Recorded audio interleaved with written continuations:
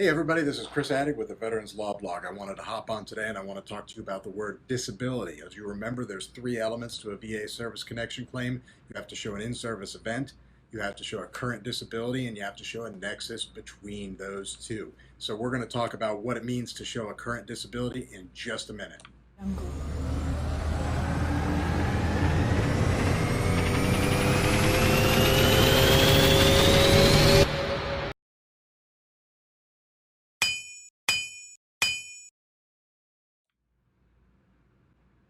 Hey, welcome back. Want to talk to you guys about disability. Now remember, there's those three elements you have to show to prove service connection in any VA disability service connection claim, and that's a current disability, an event in service, and a relationship or a nexus between the two.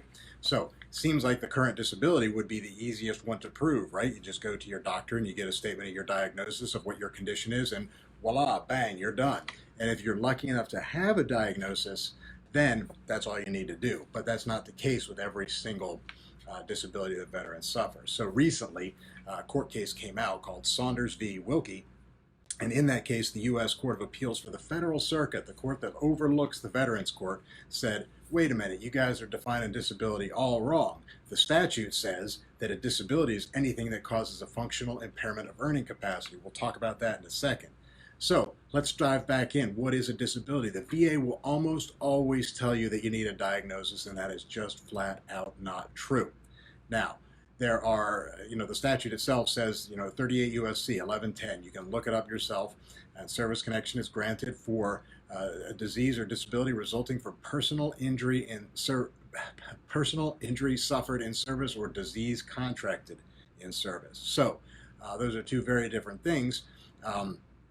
But it doesn't matter that you don't have a diagnosis of a condition. If you don't have a diagnosis, all you have to do is show a functional impairment of earning capacity. Now, these cases are fairly new, coming out saying that that is the actual standard for disability, so we don't know a whole lot about how to prove that.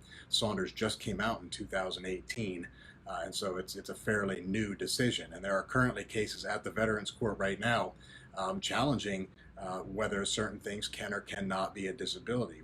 My law firm has a case we're challenging the court's holding that obesity is not a disability.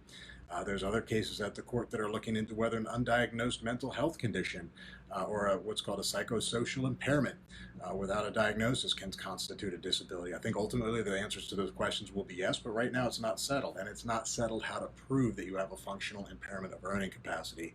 But at some level it involves a comparison of what you should be earning given your background, history, training, qualifications, education, and knowledge, and what you're actually earning as a result of your disability. And that may involve an economic expert, that may involve so much more we just don't know at this point. So stay tuned for more. For right now, just know that a disability does not need to be a diagnosis. We talk in great depth about what it means to have a disability and how to file a service connection video that any subscriber to the Veterans Law Blog gets. So in any event, I want you to take a look at the next video coming up right here, right now. Is a video about the Appeals Modernization Act and the general steps of the new process in the AMA system. Take care.